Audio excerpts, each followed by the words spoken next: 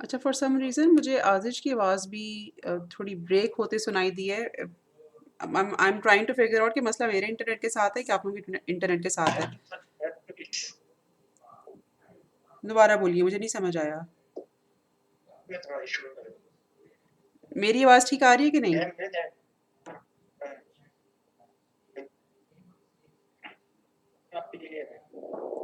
अच्छा, ओके, मैंने मैंने क्लियर कर लाउड स्पीच में सुना है। तो आई एम होपिंग कि आपको मेरी आवाज़ ठीक आ रही हो। तो कहीं पे कुछ लैग हुआ या फिर आपको मेरी आवाज़ आना बंद हुई तो प्लीज़ लेट मी नो। अच्छा जी, आज हम इंशाल्लाह शुरू करेंगे वीक 11 का लेक्चर 1, ठीक है? अच्छा, और इसमें हम लोगों ने पढ़ना है ऑल पास फिल्टर। अच्छा आदिश, आपको थोड़ा सा टाइम मिला था पुराने लेक्चर्स देखने का, जो रिकॉर्डेड लेक्चर्स थे, एटलीस्ट वीक 9 का लेक्चर 2, वो देखने का टाइम मिला था आपको?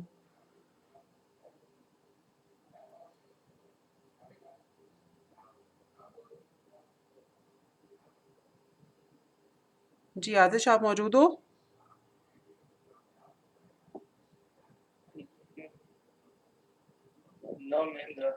आप आपने नहीं देख सके आप? ओके, इसका मतलब है कि आपका भी खासा ज़्यादा काम पेंडिंग है।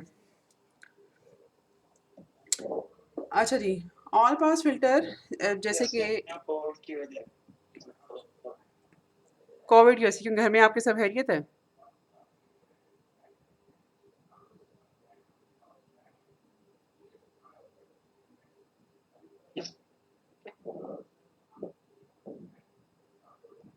जी आतिश, आपके घर में सब खैरियत है?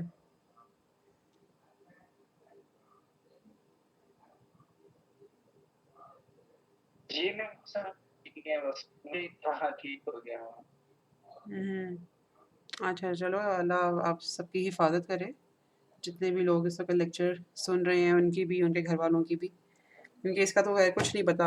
आज आप ठीक वाला ना करें कि मतलब एक बंदा टेस्ट करा के निकले, साथ ही वो वायरस कैच कर सकता है, तो उसका तो कुछ नहीं कह सकते कब किसी को कौन किस टाइम कैच कर ले। अच्छा जी, हम लोगों ने पढ़ना है आज ऑल पास फिल्टर के बारे में। अच्छा, ऑल पास फिल्टर एक ऐसा फिल्टर होता है जिसका जो मैग्नीट्यूड रिस्पॉन्स है वो 1 के बराबर होता है, ठीक है? लेकिन उसका फेस रिस्पॉन्स हमें कुछ ना कुछ मिलेगा। It won't be a constant, ठीक है? It would be a proper expression. अच्छा, अब बात यह है कि मैग्नीट्यूड रिस्पॉन्स अगर 1 है और फेस रिस्पॉन्स हमारे पास यहाँ पे कोई मैथमेटिकल एक्सप्रेशन है, तो ऑल पास फिल्टर का ओवरऑल फ़ायदा क्या है? अच्छा, अब्दुल्ला तो मुझे नहीं पता कि अभी मौजूद है कि नहीं, लेकिन आतिश, आपने इसको अंडर ग्रेड में पढ़ा हुआ है ऑल पास फिल्टर को?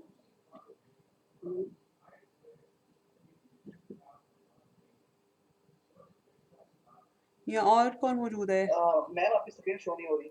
स्क्रीन शो नहीं हो रही? आई all filter, all pass filter के बाद क्या हुआ? आपने नहीं पढ़ा? अच्छा, अच्छा, ठीक है, ठीक है, ठीक है। अच्छा, जिन्होंने स्क्रीन शेयर ना होने की बात की थी, आपको आपको कुछ मतलब what can you see on your screen? Ma'am सिर्फ आपका लोगो आ रहा है, जैसे आपके नाम का लोगो आ रहा है। अच्छा, मेरा अपना अंदाज़ा ये है कि ये मसला किसी और को भी ये मसला है?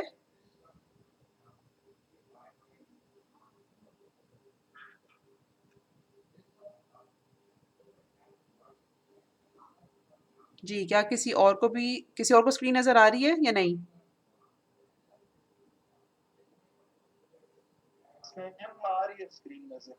अच्छा, अच्छा, जिनको नज़र नहीं आ रही, एक दफ़ा आप ज़रा रिकनेक्ट करें, मे बी टीम्स लीव करके आप फिर से जॉइन करो।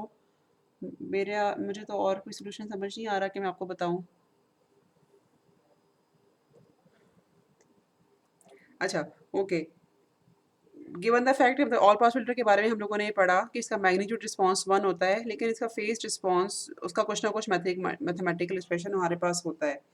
तो अगर किसी ने ऑल पास फिल्टर को पहले पढ़ा हो तो कुछ आइडिया है कि ये इस्तेमाल किस लिए होता है?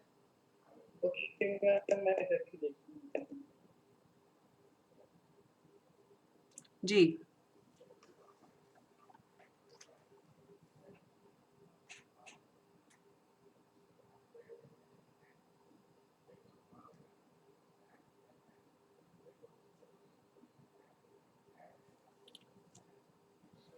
अच्छा, अब ऑल पास फिल्टर के इस्तेमाल से पहले मैं थोड़ा सा आपको ना एक कॉन्सेप्ट यहाँ पे देना चाहूँगी।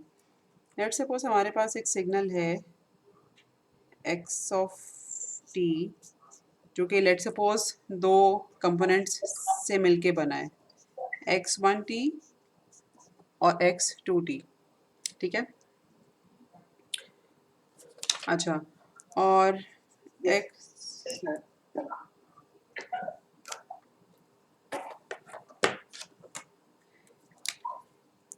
x1t को हम अज्यूम करते हैं कि इसकी फ्रीक्वेंसी cos 1 ओमेगा t है और x2t is another signal with a different frequency cos omega 2t, ठीक है।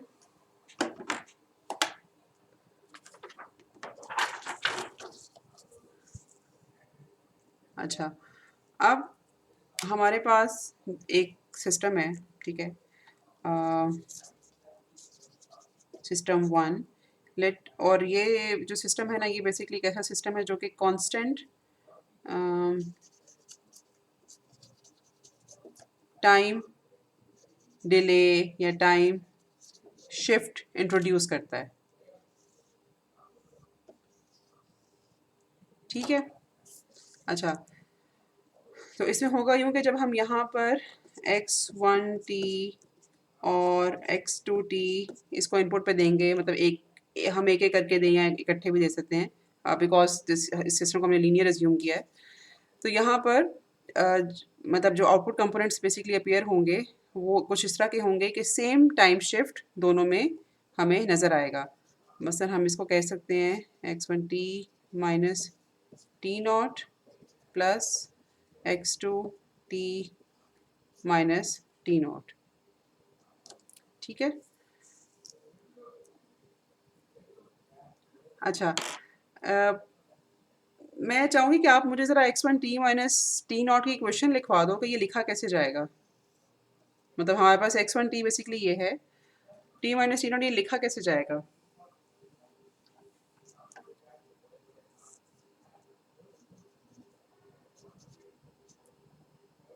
या ओके, अगर मैं इस तरह से लिखूं तो क्या आपको समझ आती है कि ये मैंने कैसे लिखा है?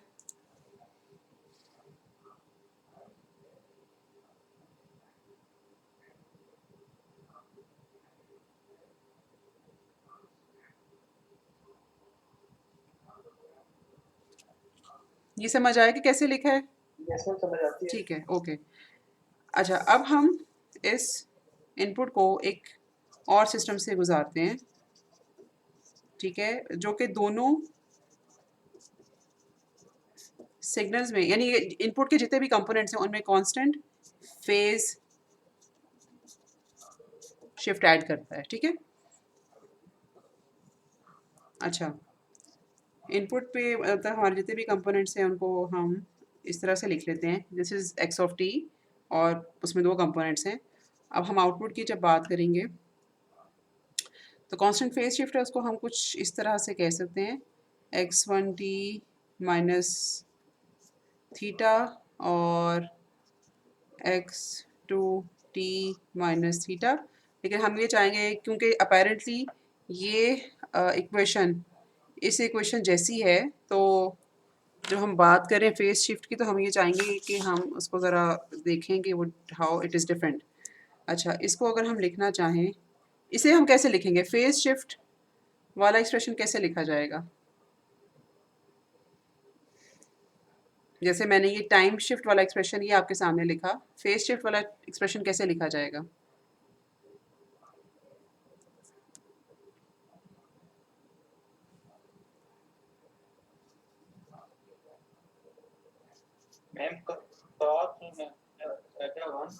ठीक है, माइनस थीटा।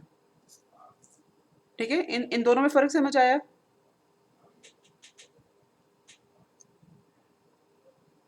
ये टाइम शिफ्ट या टाइम डिले है और ये फेज शिफ्ट है। ठीक है, ओके, गुड इनफ। अच्छा, अब मैं आपके साथ ना आपको मैटलैब का एक प्रोग्राम दिखाना है। उसका मकसद ये है कि अगर ये मैं यहाँ पे ड्रॉ करूँगा तो स्केल मतलब due to imperfections in my drawing आपको हो सकती तरह समझ ना आए, लेकिन मैं चाहती ये हूँ कि एक तो मैं आपको एक्स टी यानी कि जो दोनों पार्ट्स का सम है वो आपको दिखाऊं, और फिर आपको मैं ये दिखाऊं कि जब हम एक्स टी को किसी ऐसे सिस्टम से गुजारें जो कांस्टेंट टाइम शिफ्ट्स इंट्रोड्यूस करता हो हर कंपोनेंट में, तो तब आउटपुट कैसी होगी, और एक ऐसे सिस्टम से गुजारें जो कि कांस्टेंट फेज शिफ्ट इंट्रोड्यूस करता हो हर सिस्टम में, तो उसकी आउटपुट कैसी होगी। अब मैं आपसे मैटलैब की स्क्रीन शेयर करती हूँ, ठीक है, और ओके, अच्छा मुझे इसका स्क्रीन का साइज़ रिड्यूस करना पड़ेगा। और लेकिन ये जो मैटलैब की स्क्रीन है ना, ये जो मतलब यूट्यूब पे ये नज़र नहीं आएगी, ठीक है, क्योंकि यूट्यूब जो है वो बेसिकली सिर्फ इसी स्क्रीन को कैप्चर मतलब इसी स्क्रीन को कैप्चर कर रहा है, ठीक है। अच्छा, ओके,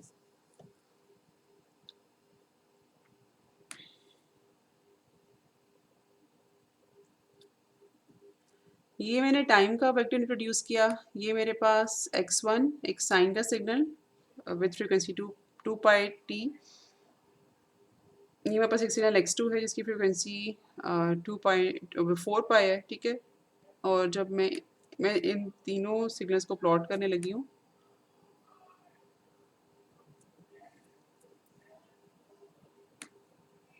अच्छा,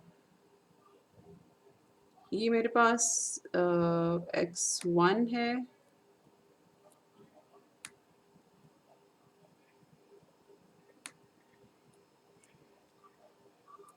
ये मेरे पास x2 है। अपेरेंटली मतलब इसकी फ्रीक्वेंसी ज़्यादा ही होनी चाहिए, लेकिन जो इम्पोर्टेंट बात ये है कि ये जो मतलब x ऑफ t है ना, वो मेरे पास ये वाला सिग्नल है जो इन दोनों सिग्नल को सम करके आता है। ठीक है, सबको नज़र आ रहा है?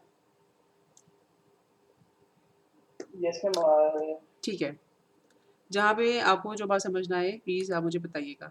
अच्छा, अब let me show you constant time signal.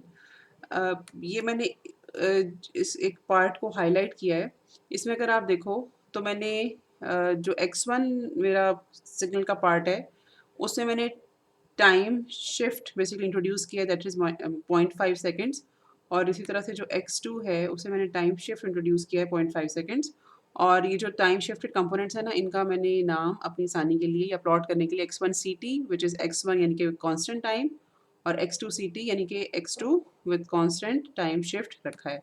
अब मैं दोनों सिग्नल्स को प्लॉट करती हूँ ताकि आपको नज़र आए कि अच्छा, हाँ जी, ये मेरे पास जो सिग्नल है ना, इसको मैं ये मेरे पास सिग्नल बना जो एडेड सिग्नल है, ठीक है। और ये मेरे पास ओरिजिनल सिग्नल था।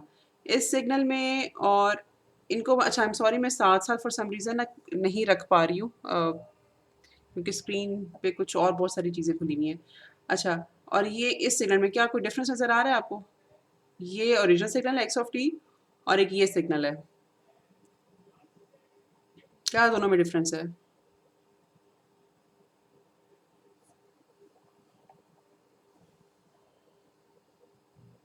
ये ओरिजिनल सिग्नल है और ये मेरे पास शिफ्टेड सिग्नल है।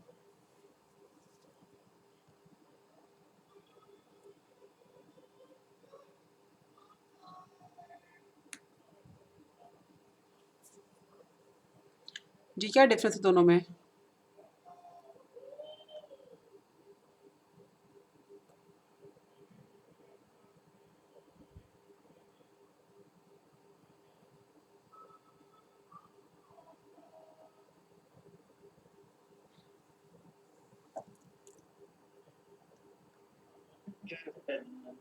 जी, दोबारा बोलिए।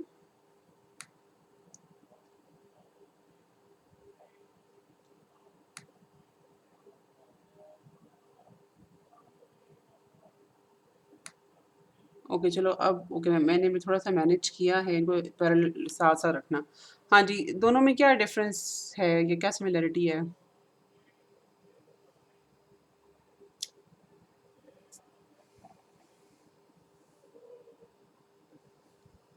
बेटे हमने आगे नहीं पढ़ना है, इस पे नहीं रहना जी, बोलिए।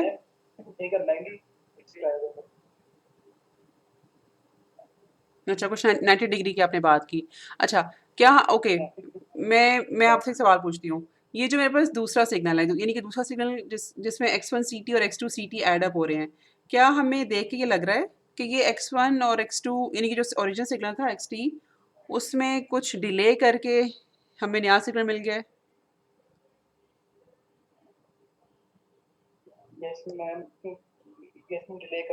डिले करके मिला है, ठीक है कह सकते हैं ना ये। अच्छा, अब कितना डिले हुआ है हम वो भी फिगर आउट कर सकते हैं। बेसिकली ये 0.5 सेकंड्स ही डिले हुआ है। ठीक है, जितना डिले हर कंपोनेंट में इंडिविजुअली आया था ओवरऑल सिग्नल में भी उतना ही डिले हमें नज़र आ रहा है। तो 0.5 सेकंड्स का बेसिकली डिले इस नए सिग्नल में है। हुआ यूँ है कि हमने इनपुट को एक ऐसे सिस्टम से गुजारा जिसने हर कंपोनेंट में कांस्टेंट टाइम शिफ्ट इंट्रोड्यूस किया और वो जो डिलेड कंपोनेंट्स सारे एड अप हुए तो ओवरऑल हमें आउटपुट में मतलब अगर आप आउटपुट को कंपेयर करो ओरिजिनल इनपुट के साथ तो हमें नज़र ये आएगा कि बेसिकली जो आउटपुट है वो टाइम शिफ्टेड वर्जन है इनपुट। अच्छा, अब हमने इसको दूसरे सिस्टम से गुजारना है जो कि basically same phase shift introduce करता है। मसलन अगर आप x1 cp को यहाँ पे देखो, मैटलैब की स्क्रीन नज़र आ रही है आपको? ठीक है, अगर आप x1 cp को देखो तो यहाँ पर मैंने x1 में बेसिकली फेज शिफ्ट इंट्रोड्यूस किया दैट इज़ π/2 और इसी तरह से जो x2 था उसमें भी उतना ही फेज शिफ्ट इंट्रोड्यूस किया यानी कि कांस्टेंट फेज शिफ्ट इंट्रोड्यूस हुआ है दोनों सिग्नल्स में और इनको इंडिविजुअली प्लॉट करने के अलावा फिर इनके सम को भी हम प्लॉट करेंगे। अच्छा, ये मेरे पास आ गया इनका सम। ठीक है, कांस्टेंट फेज शिफ्ट के बाद ये x2 में फेज शिफ्ट ऐड हुआ है, आप देख सकते हो यहाँ पे π/2 का फेज शिफ्ट और ये मेरे पास x1 में फेज शिफ्ट ऐड हुआ है, यहाँ पे आप अगेन देख सकते हो π/2 का फेज शिफ्ट। अब ये जो स्क्रीन पे मौजूद सिग्नल है इसको आपने कंपेयर करना है इस सिग्नल के साथ यानी ओरिजिनल सिग्नल के साथ। क्या पता चल रहा है देख के? या एक स्ट्रेट अवे बात आप क्या कर सकते हो इसको देखकर?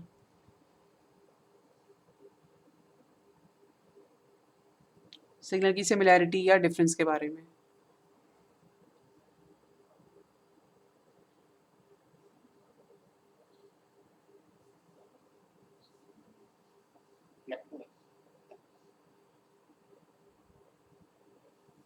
जी, मैं दोबारा बोलिए।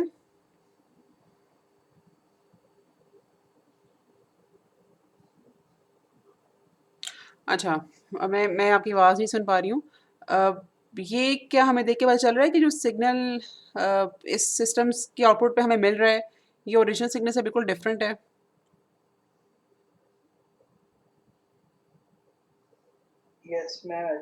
ठीक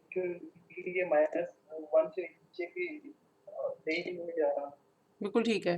मतलब एम्पलीट्यूड के अलावा मतलब एम्पलीट्यूड वेरिएशंस के अलावा अगर आप वैसे अदरवाइज़ सिग्नल की शक्ल और सूरत कंपेयर करो, तो सिग्नल की शक्ल बिल्कुल बदल गई है। ठीक है? अच्छा, नतीजा अब हमने इस बात से ये निकाला कि जब हम किसी इनपुट को एक ऐसे सिस्टम से गुज़ारते हैं जो कि मतलब बाकी तो उसने जो भी काम करना है वो करे। लेकिन अगर वो सिस्टम इनपुट के सारे कंपोनेंट्स में एक जितना फेज़ शिफ्ट इंट्रोड्यूस कर दे, तो हमारी जो आउटपुट सिग्नल है वो इनपुट से बिल्कुल डिफरेंट हो जाता है।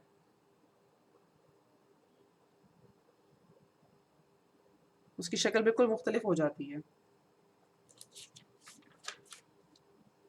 लेकिन टाइम शिफ्ट में ये वाली चीज़ नहीं आई। एक जैसा जो टाइम शिफ्ट है सारे कंपोनेंट्स में, उसने सिग्नल की शक्ल को डिस्टॉर्ट नहीं किया। उसने सिर्फ मतलब टाइम शिफ्टिंग का फैक्टर उसमें आया है, लेकिन सिग्नल की शक्ल सूरत जो है वो ख़राब नहीं हुई।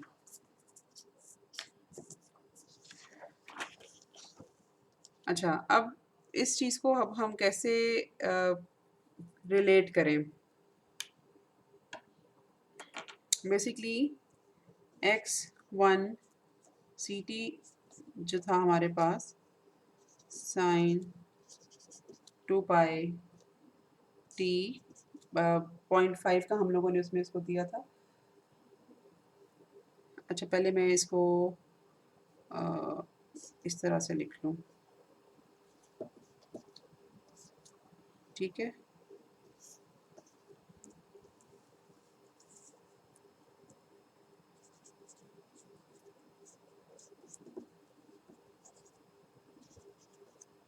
ये 4 पाई,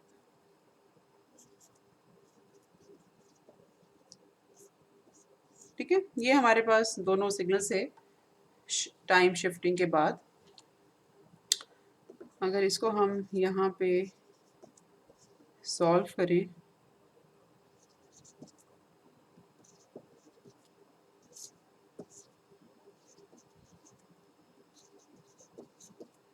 तो हम लोगों ने बेसिकली इसी इक्वेशन को, टाइम शिफ्ट की जो इक्वेशन है ना हमारे पास, उसको हम लोगों ने फेज शिफ्ट इक्वेशन में कन्वर्ट कर लिया।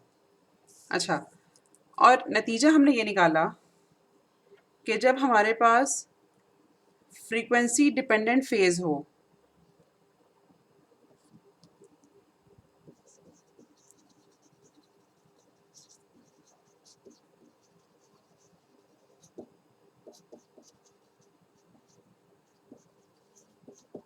ठीक है, जब हमारे पास फ्रीक्वेंसी डिपेंडेंट फेज शिफ्ट हो तो सिग्नल डिस्टॉर्ट नहीं होता। ठीक है, ये बात है कि समझ आ रही है?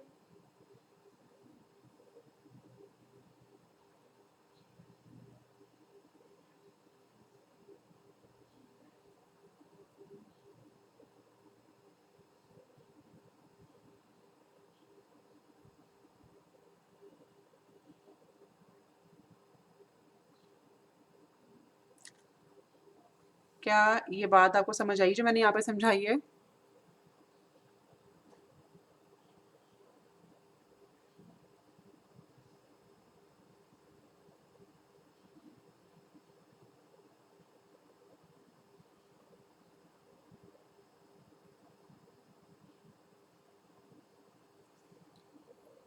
क्या कोई मौजूद है, कोई लेक्चर ले रहा है?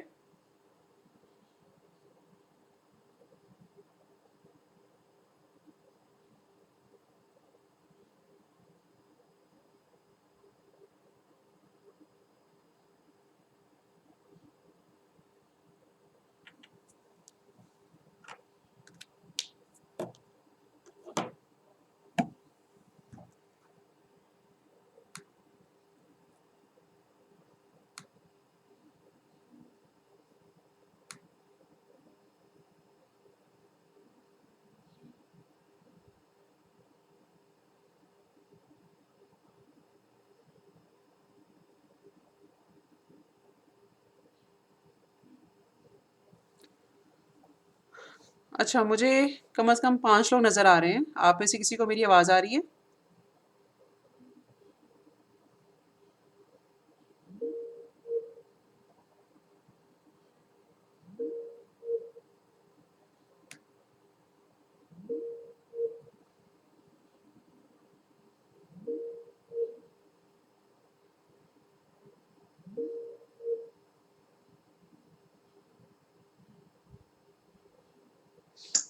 हाँ जी, आवाज़ आ रही है आपको मेरी?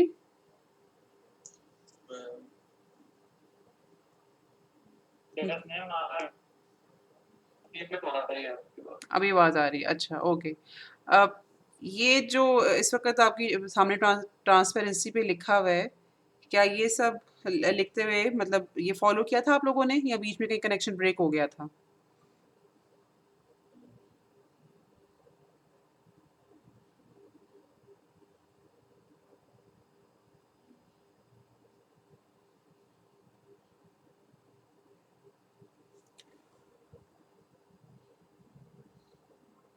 जी, आपको आवाज़ आ रही है मेरी? मुझे प्लीज़ जवाब दीजिए कि ये जो कॉन्सेप्ट मैंने यहाँ पे लिखा हुआ है, ये समझ आ गया था आपको या कनेक्शन ब्रेक होने की वज़ह से आप नहीं समझ पाए?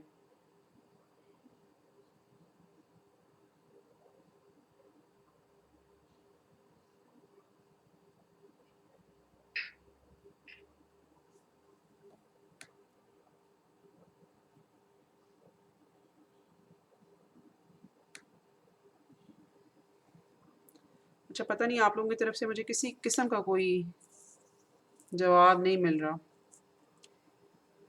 ओके, यहाँ पे हम बात ही कर रहे थे कि अगर हमारे पास इनपुट के फ्रीक्वेंसी कंपोनेंट्स में एक जैसा टाइम शिफ्ट इंट्रोड्यूस हो तो सिग्नल में ओवरऑल उसकी शक्ल सूरत में फ़र्क नहीं पड़ता।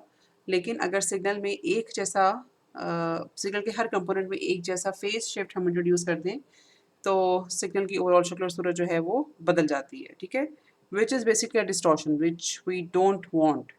तो इसलिए यहाँ पर हम लोगों ने कोशिश ये की है कि किस मतलब जो कांस्टेंट टाइम शिफ्ट है उसको ज़रा फेज शिफ्ट से रिलेट करने की कोशिश की, तो हमें पता ये चला कि अगर फ्रीक्वेंसी डिपेंडेंट फेज शिफ्ट हो तो उस सूरत हाल में बेसिकली जब आप सारे कंपोनेंट्स को जब नोटिस करोगे, एनालाइज करोगे, तो आपको अंदाज़ा होगा कि उनमें एक जैसा टाइम शिफ्ट या फिर इसको हम दूसरे लफ्ज़ों में कह सकते हैं कि frequency dependent phase shift introduce होगा।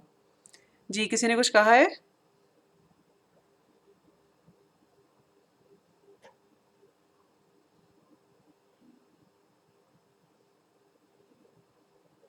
अच्छा, तो उस सूरत हाल में हमारे पास जो आउटपुट सिग्नल होगा that would resemble input signal. अब ये चीज़ ज़रूरी इसलिए है क्योंकि मतलब अब थोड़ा-सा हमें समझने की ज़रूरत है कि जो फ़ेज़ में चेंज आ जाता है, इसको हम क्यों इतनी इम्पोर्टेंस दे रहे हैं। जो फ़ेज़ चेंजेज़ होते हैं ना, वो बेसिकली मतलब हमारे ऑडिबल सिस्टम जो है ना हमारा, अ, मतलब आप यानी कि हम जब साउंड को सुनते हैं, ठीक है, और साउंड सिग्नल में किसी किस्म का जो फेस चेंज होता है तो वो हमारे लिए क्या कहना चाहिए कि हम उसको फ़ौरन डिटर्मिन यानी कि हमारे जो ईयर हैं वो बेसिकली सेंसिटिव होते हैं किसी भी फेस चेंज के लिए। ओके, ये जुमला इस तरह से बोलना थोड़ा सा आसान है। जो हमारे ईयर्स होते हैं वो बेसिकली फेस चेंज के लिए बहुत सेंसिटिव होते हैं और वो फ़ौरन उस चेंज को महसूस कर लेते हैं। इसलिए जब हम किसी भी साउंड सिस्टम की बात कर रहे होते हैं या किसी भी ऐसी सिग्नल प्रोसेसिंग कर रहे होते हैं जो कि साउंड से रिलेटेड होती है, तो उसमें फेस चेंजेस जो होते हैं ना वो हमारे लिए एक्सेप्टेबल नहीं होते। लेकिन अगर हम इमेजरी की बात करें या फिर एक ऐसे सिस्टम की बात करें जो कि इवेंचुअली हमें ऐसे सिग्नल्स देगा जो कि हमने हमारे विजुअल सिस्टम के लिए हैं, ठीक है, तो उनके लिए हम ये चाहेंगे कि मैग्नीट्यूड चेंजेस अगर ना करें, ठीक है, जो मतलब आईज़ है हमारी वो उनको फेस का चेंज नज़र नहीं आता, लेकिन अगर सिग्नल के मैग्नीट्यूड में चेंज हो जाए तो वो हमारी आंखों के लिए फ़ौरन विजिबल होता है, ठीक है। तो ओके, एक तो ये वाला कॉन्सेप्ट जो है वो इम्पोर्टेंट है जिसकी वजह से ओवरऑल हम लोगों ने मतलब ये वाली सारी जो है वो चीज़ देखी है।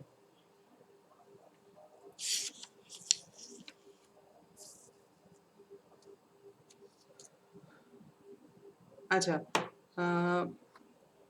आई एम नॉट श्योर कि आप लोगों को मेरी कोई आवाज़ आ रही है कि नहीं। Let me ask this question on chat.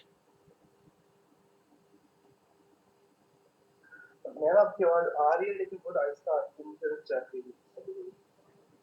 अच्छा, आप लोग मुझे सुन रहे हो? क्योंकि अब मैंने 2-3 दफ़ा एक सवाल पूछे, मुझे किसी का कोई जवाब नहीं मिला, तो बस मैंने फिर नॉन स्टॉप बोलना शुरू कर दिया। नहीं मैम, वो एक्चुअली ये हुआ था कि जब आप बोलती हैं तो कभी-कभी आवाज़ रुक जाती है, एकदम इकट्ठी आवाज़ आती है। अच्छा, okay, but can he okay, क्योंकि अब आप जवाब सिर्फ़ आप ही दे रहे हो और आई आई डोंट नो कि आप कौन हो? लेकिन क्या फ़िगर आउट कर पा रहे हो कि मैं क्या बोल रही हूँ? समझ आ रही है?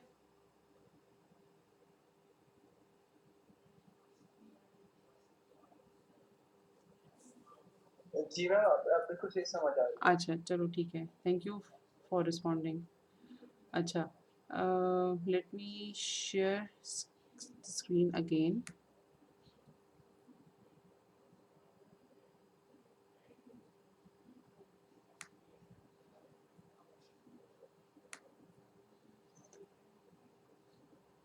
अच्छा, यहाँ पर हम लोगों ने ज़रा फ़ेज़ चेंज का जो कॉन्सेप्ट है ना उसको समझने की कोशिश की है।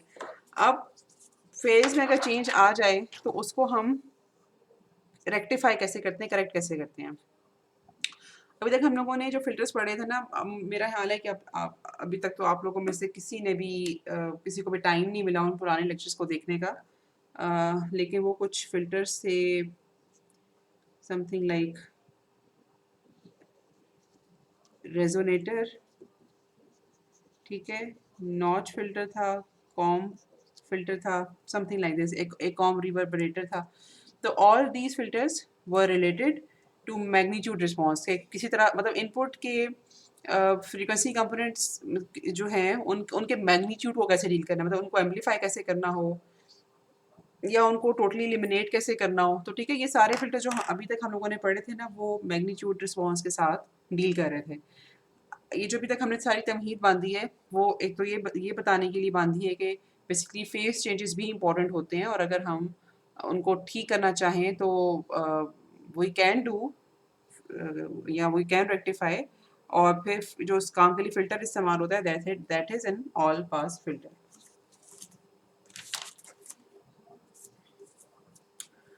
अच्छा, अब एक simplest possible all pass filter जो होता है ना,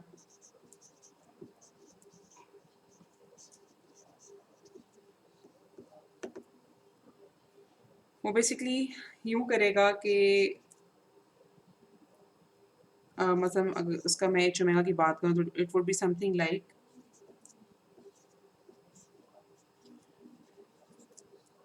ठीक है। और अगर मैं इसकी मैग्नीट्यूड की यहाँ पे बात करूँ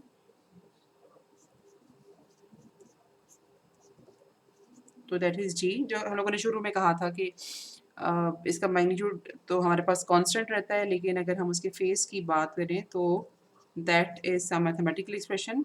यहाँ पर जो फेज़ है ना हमारे पास, वो हमें नज़र आ रहा है कि ओमेगा एन डी है, ठीक है? एन डी यानी कि जो कांस्टेंट टाइम डिले ऐड हुआ है हर कंपोनेंट में। अच्छा, और इन जनरल ये किस तरह से हम इम्प्लीमेंट करते हैं? अगर हमारे पास सिस्टम में सिर्फ रियल पोल्स और ज़ीरोज़ हैं, इसको पहले हमें लिख लेना चाहिए। All pass filter with only real poles and zero. अच्छा, ऑल पास फिल्टर में रियल जो पोल्स और ज़ीरोज़ है ना, they would always be same in number. जितने पोल्स होंगे उतने ही ज़ीरोज़ होंगे। ये मैं फिनिट पोल ज़ीरोज़ की बात कर रही हूँ, ट्रिवियल की नहीं। ठीक है, तो लेट्स सपोज कि हमारे पास एक ही पोल और एक ही ज़ीरो है, तो उसका जो ट्रांसफ़र फंक्शन होगा उसको हम लिखते हैं इस तरह से।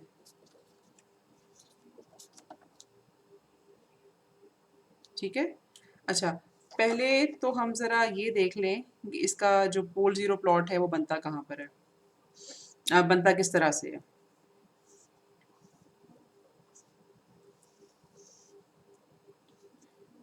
बिकॉज़ वी अज़्यूम यूजुअली कि जो सिस्टम है वो कॉज़ल और स्टेबल है, तो व अगर मैं इसका डिनोमिनेटर देखूँ, तो मैं प्रॉब्ली अज़्यूम करूँगी कि ए की वैल्यू जो है इट इज़ लेसर देन 1, और वो कुछ यहाँ पे कहीं पे मुझे मिलेगी, ठीक है? फॉर ए लेसर देन 1 जो पोल है इस सिस्टम का वो यहाँ पे कहीं भी मिलेगा, ठीक है? और अगर आप इस न्यूमरेटर को देखो तो यू विल फिगर आउट कि जो आपका ज़ीरो है ना, that would be located at 1 upon A, ठीक है? और ओके, तो यहाँ अगर हमारे पास एक पोल और एक ज़ीरो हो, तो हमारे पास पोल ज़ीरो प्लॉट जो है वो इस तरह से बनता है। और अगर हम इसी तरह से इसमें और मज़ीद पोल ज़ीरोज़ डाल दें, मतलब अगर मैं एक ऐसे ऑल पास फिल्टर की इक्वेशन लिखूँ जिसमें 2 पोल 2 ज़ीरोज़ होंगे, तो वो कुछ इस तरह से होगा, ठीक है? और इसी तरह से हम फिर कंपोनेंट्स इसमें ऐड करते जाते हैं। तो बी अगर मेरे पास यहाँ पर है,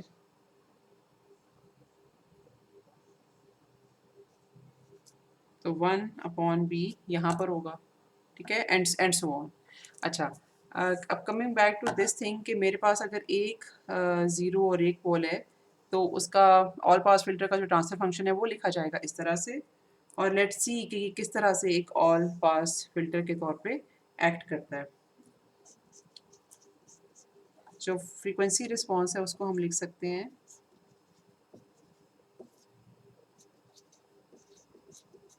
ऐसे।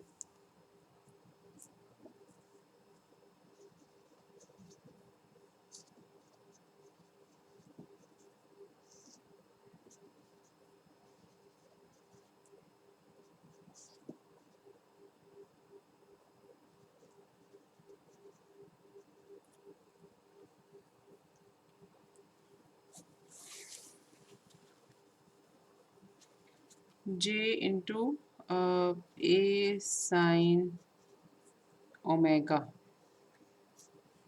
ठीक है। और अगर यहाँ पर हम बात करें मैग्नीट्यूड की,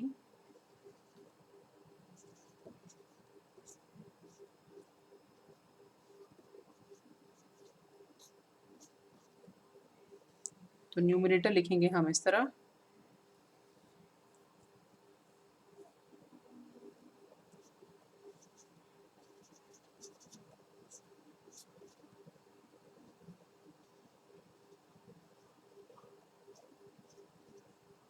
और डिनोमिनेटर लिखेंगे हम इस तरह।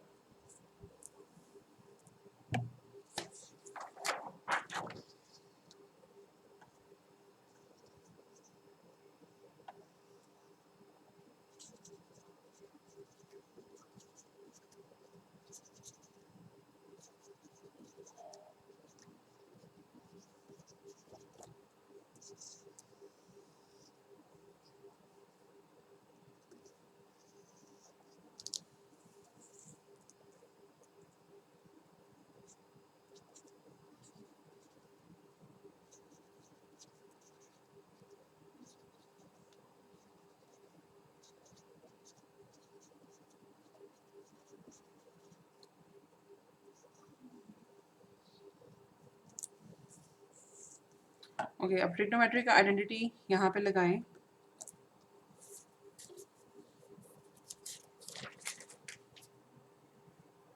तो we would get 1 plus a square minus 2a cos omega, ठीक है। और यहाँ पे अगर हम देखें तो we would get 1 plus a square minus 2a cos omega, ठीक है। यहाँ से हम ए स्क्वायर कॉमन ले सकते हैं, तो बाकी cos square omega plus sine square omega would be equal to 1, और ये कैंसिल आउट होके हमें दे देंगे 1, ठीक है। तो इसलिए हम लोगों ने यहाँ पर प्रूफ ये किया कि किस तरह से एक पोल और एक ज़ीरो का सिस्टम सच दैट कि उसका ट्रांसफर फंक्शन इस तरह से लिखा जा सके, और जिसका पोल ज़ीरो प्लॉट हमने यहाँ पे करके देखा, इसका मैग्नीट्यूड रिस्पॉन्स किस तरह से 1 के बराबर आता है, ठीक है। या फिर वो एक ऑल पास फिल्टर कैसे बनता है। अच्छा, लेकिन अगर सिस्टम में कॉम्प्लेक्स पोल्स और ज़ीरोज़ हों तो उसके लिए फिर जो ट्रांसफर मतलब अगर एक पेयर हमारे पास है ज़ीरोज़ का और एक ही पेयर है पोल्स का, तो उसको हम लिखेंगे इस तरह से।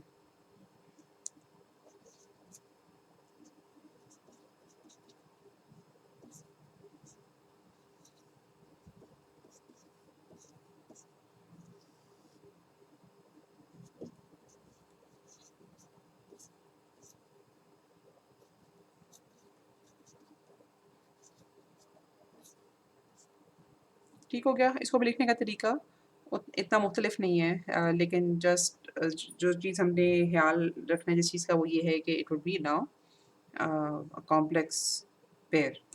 अच्छा, और इसको अगर हम प्लॉट करें तो basically what do we gate,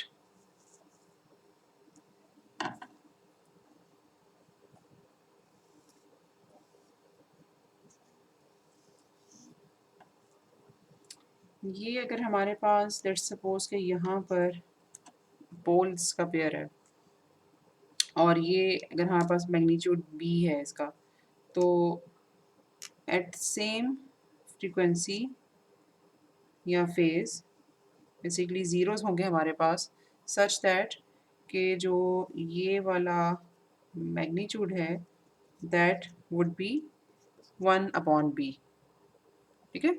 मतलब फेज का मैग्नीट्यूड अगर b है तो basically zeros will be located at a magnitude of 1/b, लेकिन जो फ्रीक्वेंसी है ओमेगा या माइनस ओमेगा या फेज बेसिकली कहना चाहिए, वो सेम होगा। ठीक है, तो ये जो इक्वेशन है हमारे पास कि अगर ऑल पास फिल्टर इस तरह से हमारे पास अवेलेबल है कि दो कॉम्प्लेक्स पोल्स और दो कॉम्प्लेक्स जीरोस के साथ हमने वो बनाया है, तो उसकी पोल जीरो डायग्राम कुछ इस तरह से होगी। ठीक है, मसलन अगर मैं आपको कुछ एग्जांपल्स लिख के दूं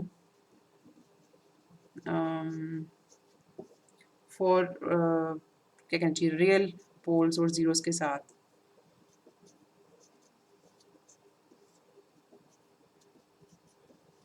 तो इस तरह से कुछ एग्जांपल हो सकती है। और अगर हम कॉम्प्लेक्स पोल्स और जीरोस की बात करें, ओके अच्छा इसको तो आप प्लॉट करके देखना, मैं आपको रूट्स बताती हूँ।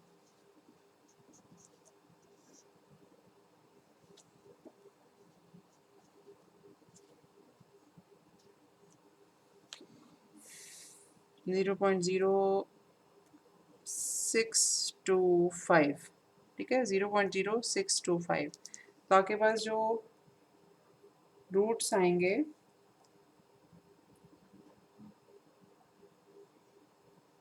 ये मेरे पास किस चीज़ के रूट्स है,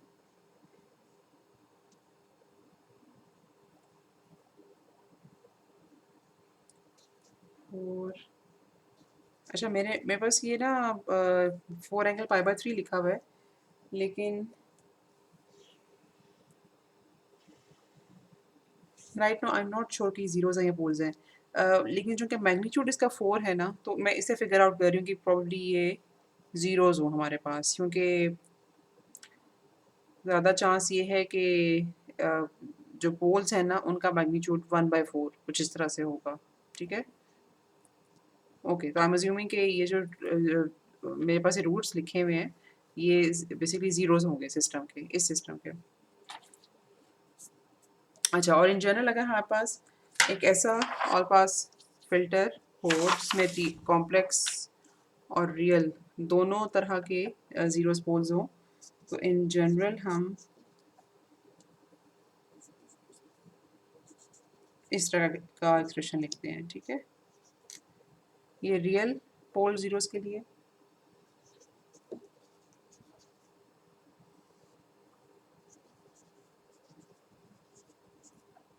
मल्टीप्लाई बाय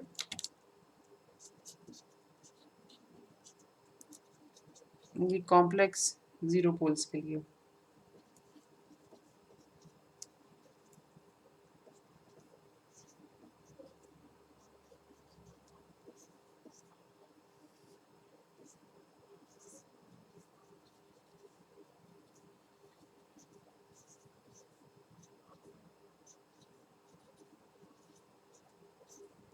तो रियल पोल्स और मतलब रियल रूट्स और कॉम्प्लेक्स रूट के कॉम्बिनेशन के साथ भी हमारे पास ऑल पास फिल्टर बन सकता है।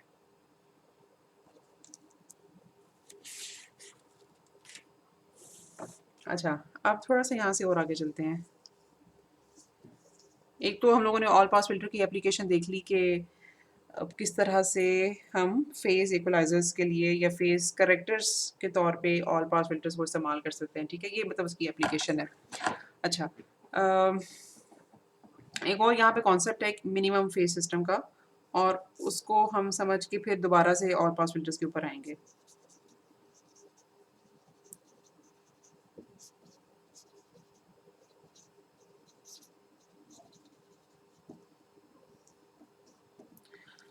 हाँ जी, आप यहाँ पे हो अभी तक मेरे साथ कि नहीं?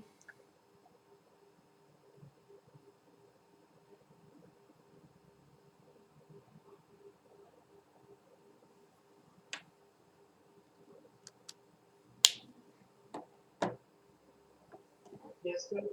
It's very okay. इधर ही हो, अच्छा ओके। अच्छा, मिनिमम फेज सिस्टम को ओके, क्या ये टर्म पहले सुनी हुई है आपने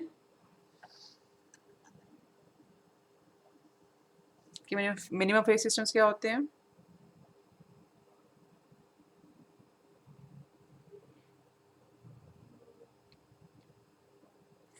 इनको समझने के लिए ना हमें पहले थोड़ा सा इन्वर्स सिस्टम का कॉन्सेप्ट समझना पड़ेगा, ठीक मैं है? भी वो भी के यूनिट सर्कल के अंदर होते हैं जो क्या होती ये यूनिट ट्रांसफॉर्म वगैरह बनाना है मुझे तो हाँ, मुझे यूनिट सर्कल की आवाज़ आई है। मुझे लगता है कि आप पूरा जुमला समझ नहीं आ रहा है कि यूनिट सर्कल की आवाज़ आई है। तो शायद जो आप कह रहे हो वो ठीक है। मैं इसमें मैं जीरो से बात करें तो यूनिट सर्कल के अंदर होने चाहिए ऐसे ही है, ऐसे ही है। होने चाहिए नहीं, मतलब होते हैं, ठीक है? मतलब एक ऐसा सिस्टम जिसमें यूनिट सर्कल के अंदर सारे पोल ज़ीरोज़ हो तो उसको मिनिमम फेज़ सिस्टम कहेंगे। अच्छा जी, इनवर्स सिस्टम को हम ज़रा समझ लेते हैं। अब हम अगर हम एक इनपुट सिग्नल को किसी सिस्टम की इनपुट पे दें, ठीक है? सच दैट कि हमें यहाँ पर आउटपुट जो है वो y ऑफ n मिली है। अच्छा, अब अगर हम इसे किसी ऐसे सिस्टम से गुजार सकें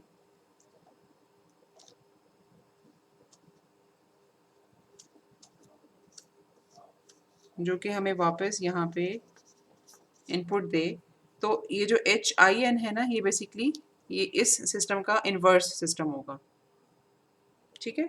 अच्छा, अब ट्रांसफ़र फ़ंक्शन की टर्म्स में अगर देखें तो हमारे पास क्या इक्वेशंस जो हैं वो मिलती हैं हमें।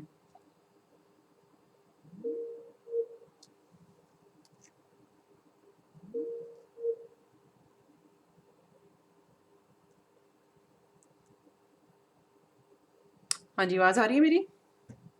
मेरा हाल कनेक्शन जरा ब्रेक हुआ था। जैसे वाईफाई और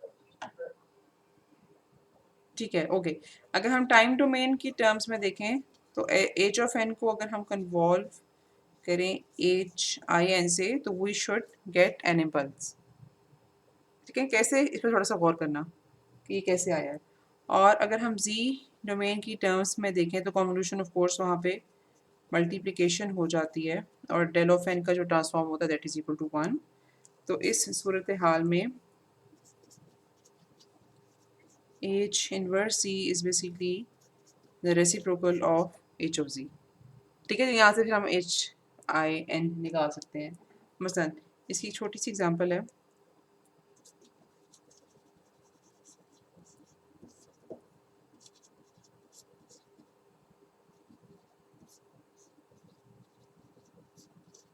ये मेरे पास एक सिस्टम है जिसका एच ऑफ एन ये है, तो मुझे इसका इन्वर्स सिस्टम निकालना है। अच्छा, इन्वर्स सिस्टम के लिए पहले हम इस सिस्टम का ट्रांसफर फंक्शन फाइंड आउट करेंगे,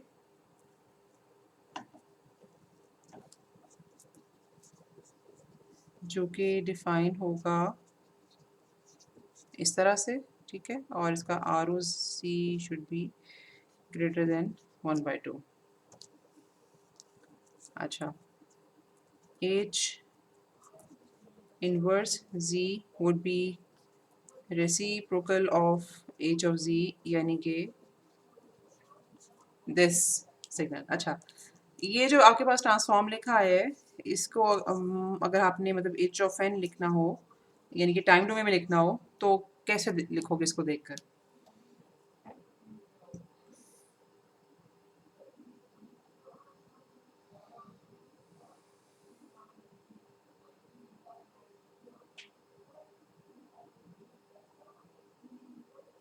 अच्छा, इसका टाइम डोमेन सिग्नल लिखा जाएगा इस तरह से। अच्छा, ओके। अब ये एक छोटी सी एग्जांपल थी जिसमें हम लोगों ने बेसिकली ये सीखा कि अगर हमारे पास एक एच ऑफ एन गिवन हो तो हम उसका इन्वर्स सिस्टम फाइंड आउट कैसे करते हैं। अच्छा, हमें इन्वर्स सिस्टम की ज़रूरत क्यों पड़ती है उसको तो हम थोड़ा सा देर में डिस्कस करते हैं, लेकिन हमें इन्वर्स सिस्टम्स की बेसिकली ज़रूरत पड़ती है, जो यहाँ पे बात समझाने की या हम समझने की कोशिश कर रहे हैं कि इन्वर्स सिस्टम की हमें ज़रूरत पड़ती है जब हम लोगों ने किसी एक सिस्टम के इफेक्ट्स को नेगेट करना हो, ख़त्म करना हो। अच्छा, अब हमें ये देख के पता चल रहा है कि हम जब इन्वर्स सिस्टम बनाते हैं किसी भी सिस्टम के ट्रांसफ़र फ़ंक्शन का रेसिप्रोकल लेकर, तो बेसिकली उससे होता क्या है कि जो ओरिजिनल सिस्टम के ज़ीरोज़ हैं वो इन्वर्स सिस्टम के पोल्स बन जाते हैं और ओरिजिनल सिस्टम के जो पोल्स हैं वो नए सिस्टम की यानी कि इन्वर्स सिस्टम के जीरोस बन जाते हैं, ठीक है। जो जीरोस और पोल्स हैं वो बेसिकली अदली बदली हो जाते हैं। अच्छा, अब अगर हमारे पास जो ओरिजिनल सिस्टम है उसमें तो हम लोगों ने मतलब और जो रिक्वायरमेंट होती है हमारी वो ये कि poles shall always be lesser than 1, ठीक है, ताकि सिग्नल जो है वो जो सिस्टम है जो वो स्टेबल हो। अच्छा, लेकिन ज़ीरोज़ के ऊपर हम कोई शर्त नहीं लगाते, ज़ीरोज़ कहीं पे भी हो सकते हैं। लेकिन फॉर एग्ज़ाम्पल अगर हमारे पास सिस्टम जो एच ऑफ़ ज़ी है वो इस तरह का सिस्टम है कि तो कि पोल्स उसके 1 से कम ही हैं, उनका मैग्नीट्यूड जो है वो कम है, लेकिन जो ज़ीरोज़ हैं वो यूनिट सर्कल से बाहर हैं फॉर एग्ज़ाम्पल। अच्छा, अब हम जब एच इन्वर्स कंप्यूट करेंगे तो उससे क्या होगा कि जब पोल्स और ज़ीरोज़ आपस में बदलेंगे, मतलब इन्वर्स सिस्टम की मैं बात कर रही हूँ, तो उसमें इन्वर्स सिस्टम की जो पोल्स हैं वो यूनिट सर्कल से बाहर चले जाएंगे और सिस्टम जो है वो ओवरऑल अनस्टेबल हो जाएगा। ठीक है, ये बात समझ आइए।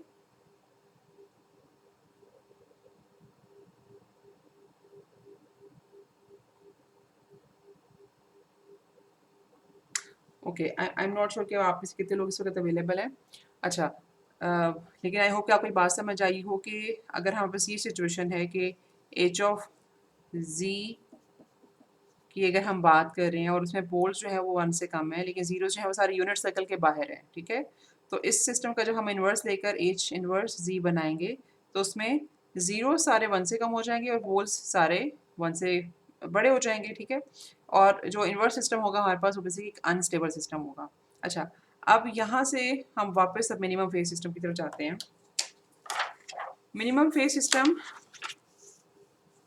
एक ऐसा सिस्टम होता है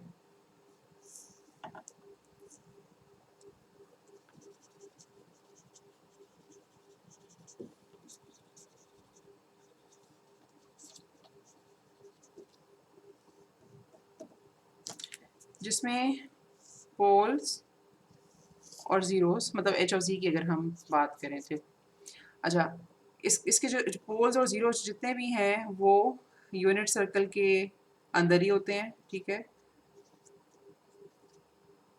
जिसकी वजह से इसका अब जब इन्वर्स सिस्टम बनेगा तो जाहिर सी की बात है कि पोल्स और ज़ीरोस की लोकेशन जो है वो चेंज हो जाएंगी।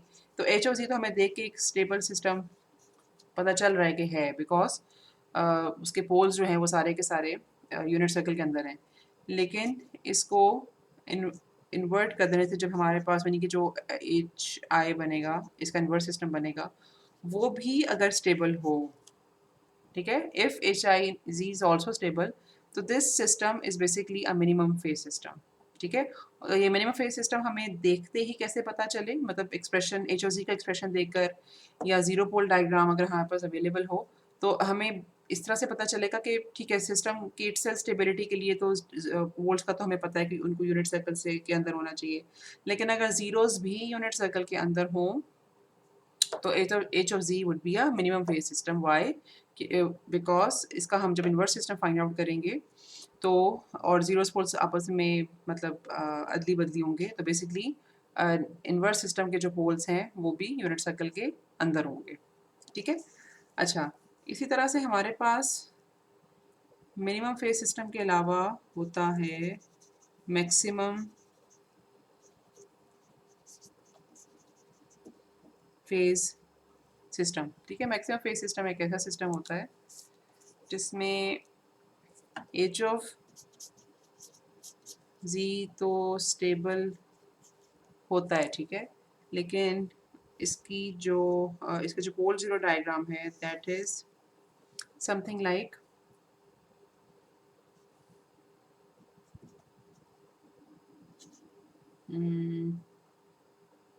May be this,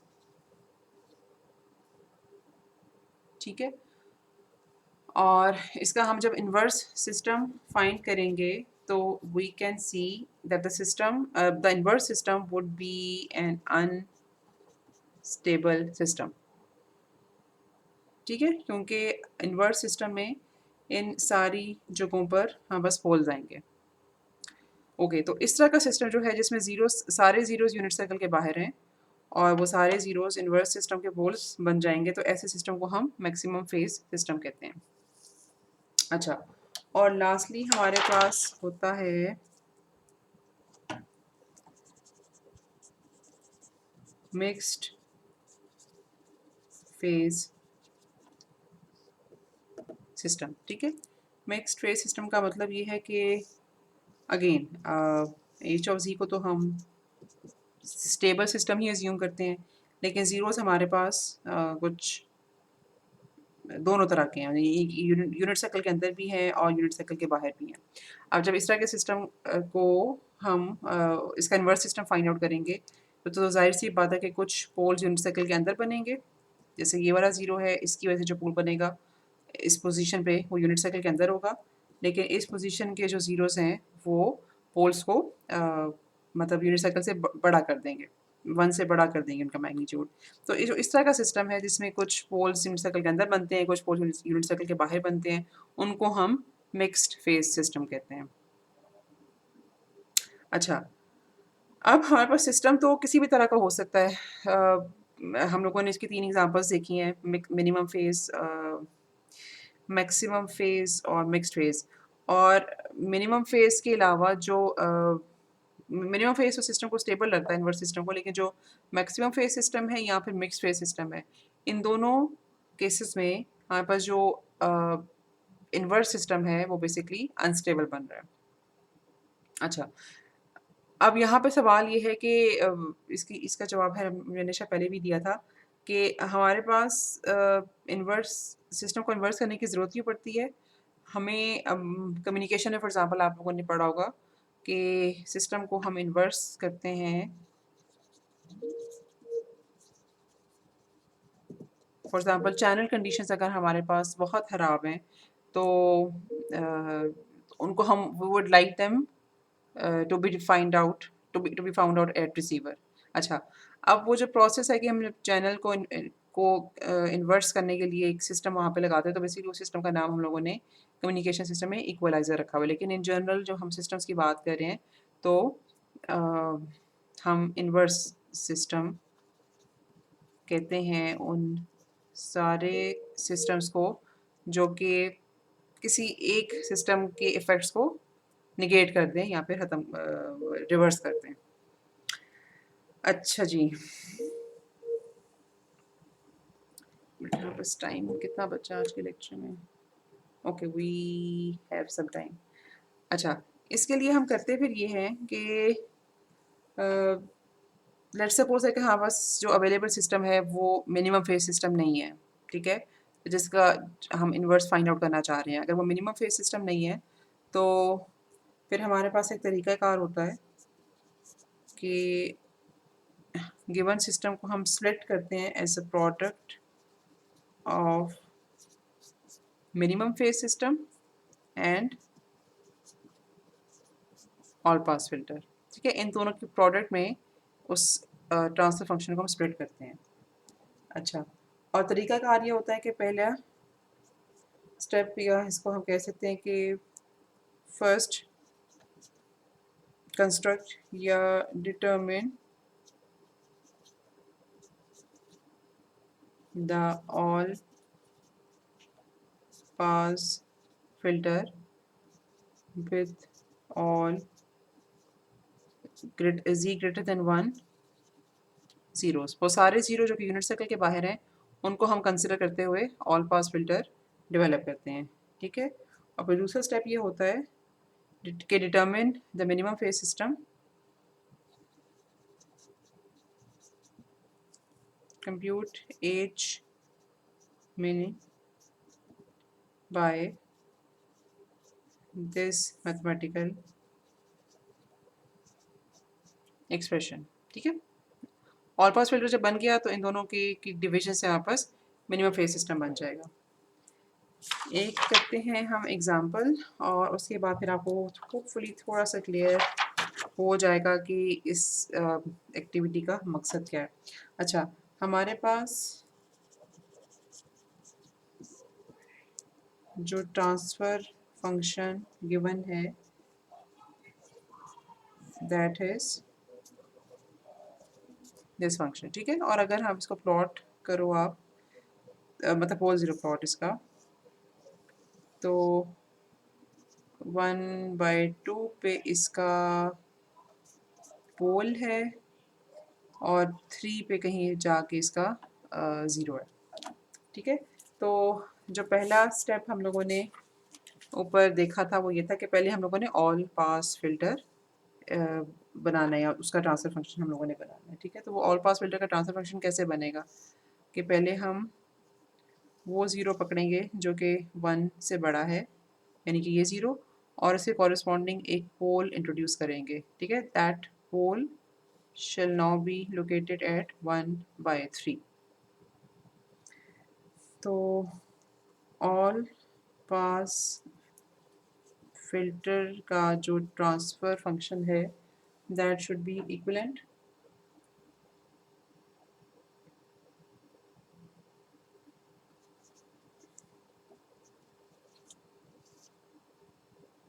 to something like this. हम लोगों ने जो ऑल पास फिल्टर की एक पढ़ी हुई है ना, एक जनरल एक्सप्रेशन पढ़ रहा था, अगर आप उसके मुताबिक देखो तो ये हमारे पास बनता है, ठीक है, इस ऑल पास फिल्टर का एक्सप्रेशन। अच्छा, और अब अगर हम निकालना चाहें मिनिमम फेज सिस्टम का एक्सप्रेशन,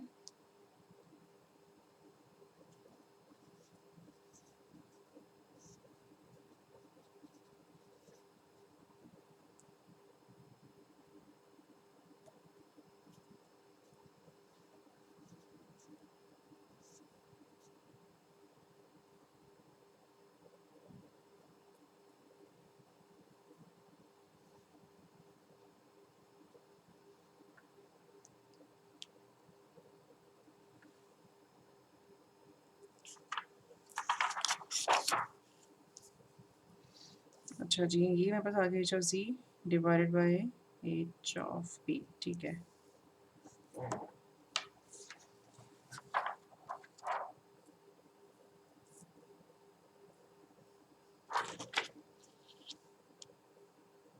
अच्छा, अब यहाँ पे आपने देखना है कि क्या आपको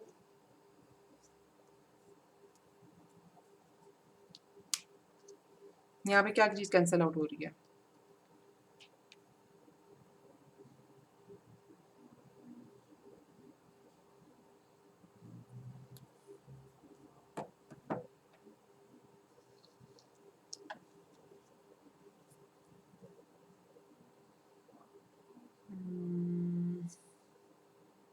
ओके, -3 मैं यहाँ से कॉमन ले रही हूँ, ठीक है।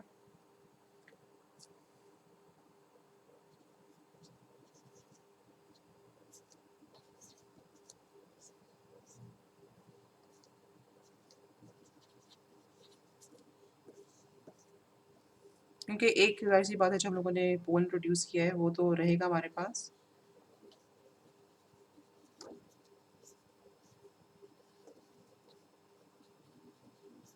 ओके, इस टर्म से मैंने -3 कॉमन लिए, तो यहाँ से अब आप देख के प्रॉब्ली फिगर आउट कर सकते हो कि व्हाट इज़ हैपनिंग। अच्छा, और हमारे पास जो मिनिमम फेज सिस्टम का ट्रांसफ़र फंक्शन बनेगा वो ये होगा। अच्छा, अब आगे सवाल ये है कि हम लोगों ने इतना तरद्दुद किया क्यों है? हम लोगों ने जो एक गिवन सिस्टम है उसको इस उसकी डिकम्पोज़िशन, यानी कि जो गिवन ट्रांसफर फंक्शन है उसको as a product of 2 transfer functions में कन्वर्ट किया क्यों? अच्छा, उसे कन्वर्ट करने का मकसद ये है कि जब हमारे पास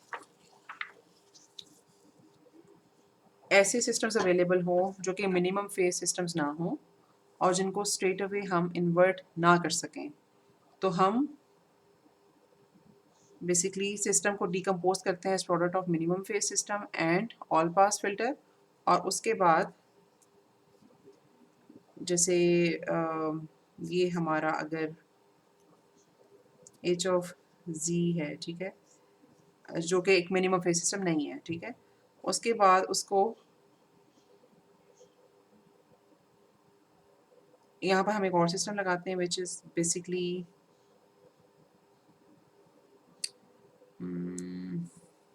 मेरा ख्याल है मैं ऐसे लिख देती हूँ, अच्छा 1/h minimum of the system, ठीक है। अच्छा ओके, इसको समझाने से पहले ना मैं ये कि यहाँ पे छोटी सी और चीज़ है कि ओरिजिनली जब हमारे पास मतलब मिनिमम, अगर हमारे पास मिनिमम फेज सिस्टम हो, अगर एच ओ ज़ी मिनिमम फेज सिस्टम हो, तो उसको हम जब इन्वर्स करेंगे तो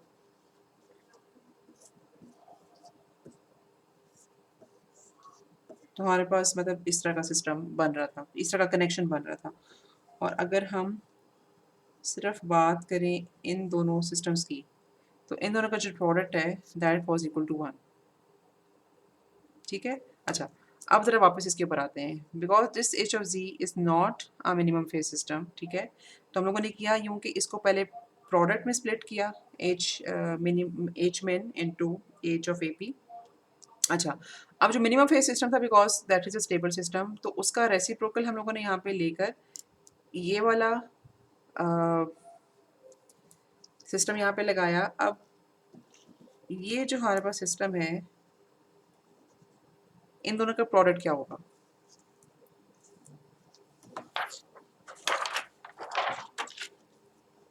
It, because h of z can be written as this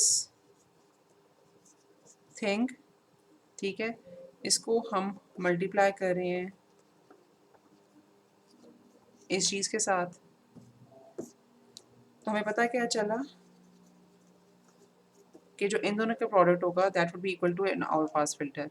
अब all pass filter apparently magnitude में चेंजेस नहीं लेके आता, ठीक है। तो मैग्नीट्यूड डिस्टॉर्शन जितनी भी थी इस सिस्टम की वजह से जो इंट्रोड्यूस हुई थी, वो ये वाला सिस्टम उनको नलिफाई कर देगा। लेकिन जो ओवरऑल एच ऑल पास है, यानी कि ऑल पास फिल्टर है, वो कुछ फेस डिस्टॉर्शंस को तो रिमूव नहीं कर सकता, या कुछ हो सकता है ऐड ही कर दे। लेकिन जो मैग्नीट्यूड डिस्टॉर्शंस हैं वो इस ऑपरेशन की वजह से या इस प्रोसेसिंग की वजह से ख़त्म हो जाएंगी, ठीक। तो और ये हम किस वक्त करते हैं, अगर हमारे पास ये जो गिवन सिस्टम है ये एक मिनिमम फेज सिस्टम ना हो तो, ठीक है। तो मतलब ओवरऑल हम लोगों ने समझने की कोशिश की है कि ऑल पास फिल्टर क्या होता है, क्यों इस्तेमाल होता है, और दूसरा एक मिनिमम फेज सिस्टम क्या होता है इसके मुकाबले में, मिक्स फेज सिस्टम या मैक्सिमम फेज सिस्टम्स क्या होते हैं, इन दोनों का आपस में ताल्लुक क्या होता है, मिनिमम फेज सिस्टम का और ऑल पास फिल्टर का, ठीक है। और इनको मतलब हम इकट्ठे इस्तेमाल कैसे कर सकते हैं। अच्छा जी, यहाँ पे मेरा ख्याल है कि आपका यस आपका चैप्टर नंबर 5 जो है ना वो यहाँ पर ख़त्म हो गया है। तो सपोज़िटली आपका जो अगला क्विज़ होना है वो आपके chapter 10 the contents that we covered last time, और आज के लेक्चर इसमें से आपका नेक्स्ट क्विज़ होगा, वो फिर हम इंशाल्लाह ग्रुप के ऊपर उसकी डेट डिसाइड कर लेते हैं, ठीक है। थैंक यू वेरी मच और अल्लाह हाफिज़।